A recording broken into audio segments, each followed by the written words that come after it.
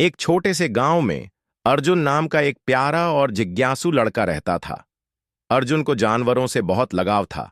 हर सुबह वह अपने पिताजी के साथ खेतों में जाता, चिड़ियों को दाना डालता और गायों को सहलाता था। एक दिन अर्जुन ने अपनी माँ से कहा, माँ, जंगल में कितने जानवर रहते होंगे ना? मैं भी देखना चाहता हूं उन्हें पास से। माँ ने मुस्कुराते हुए कहा, बेटा, जंगल बहुत बड़ा और खतरनाक होता है। वहां सिर्फ बहादुर ही जाते हैं। अर्जुन ने सिर हिलाया, लेकिन उसके मन में जंगल को देखने की इच्छा और भी बढ़ गई।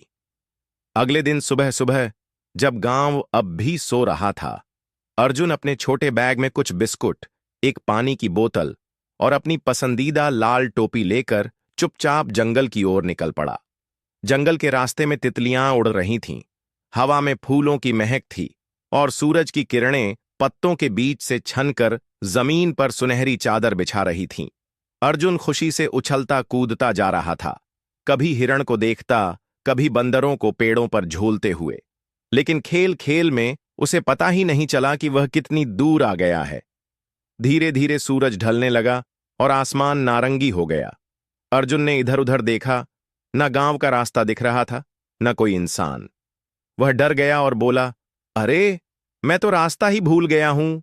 रात घिर आई थी, पेड़ों के बीच अजीब अजीब आवाजें गूंजने लगीं।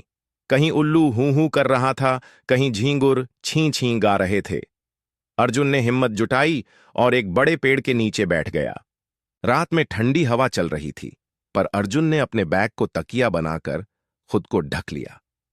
सुबह की किरणें उसके चेहरे पर पड़ीं और वह जाग गया। तभी एक छोटी गिलहरी उसके पास आई और बोली, अरे छोटे दोस्त, तुम यहां क्या कर रहे हो? अर्जुन चौंक गया। मैं रास्ता भूल गया हूं, मुझे अपने गांव जाना है। गिलहरी मुस्कुराई और बोली, चिंता मत करो, मैं तुम्हें रास्ता दिखाऊंगी। मेरे पीछे आओ। गिलहरी पेड़ों की डालियों पर दौड़ती गई और अर्जुन उसके पीछे चलता गया। थोड़ी दूर जाने पर एक तोता भी मिला जिसने कहा, नदी के उस पार तुम्हारा गांव है छोटे दोस्त। अर्जुन दौड़ता हुआ नदी पार कर गया और अपने गांव पहुंच गया। उसकी मां उसे देखकर रो पड़ी और उसे गले लगा लिया। पिताजी ने कहा, बेटा, अब कभी बिना बताए कहीं मत जाना।